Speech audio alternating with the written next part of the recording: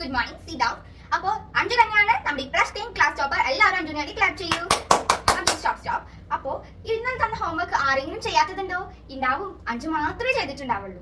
Teacher, ഞാൻ homework ചെയ്തിട്ടില്ല. ഇന്നലെ എനിക്ക് നല്ല തലവേദന ഉണ്ടായിരുന്നു, അതുകൊണ്ട് ഞാൻ ചെയ്തിട്ടില്ല ടീച്ചർ. അഞ്ചു അപ്പം ഞാൻ പിന്നെ ഹോംവർക്ക് ചെയ്തിട്ടില്ലേ? സാരില്ല, തലവേദന ആയതുകൊണ്ടല്ലേ. അപ്പൊ അഞ്ചുവിന്റെ പരീക്ഷ പേപ്പർ ഇതിലേ പാസ് ചെയ്തോളൂ കേട്ടോ. എല്ലാവർക്കും ഒന്ന് കാണാനാണ്. എല്ലാവരും മണ്ട തെറ്റുകൾ എഴുതി വെച്ചുകൊണ്ട് അഞ്ചു മോള് മാത്രമാണ് നല്ല ആൻസർ മാത്രമേ എഴുതിയിട്ടുള്ളത്. അപ്പൊ അഞ്ചുവിന്റെ പേപ്പർ ഒന്ന് ഇതിലേ പാസ് ചെയ്തോളൂ കേട്ടോ. അഞ്ചു മോളെ ആ പേപ്പറേ അതിന്റെ കറക്റ്റ് ആയിട്ടൊന്ന് പറഞ്ഞു കൊടുത്തോളൂ കേട്ടോ. എങ്ങനെയാണ് മെത്തേഡ് എഴുതേണ്ടതെന്നൊക്കെ.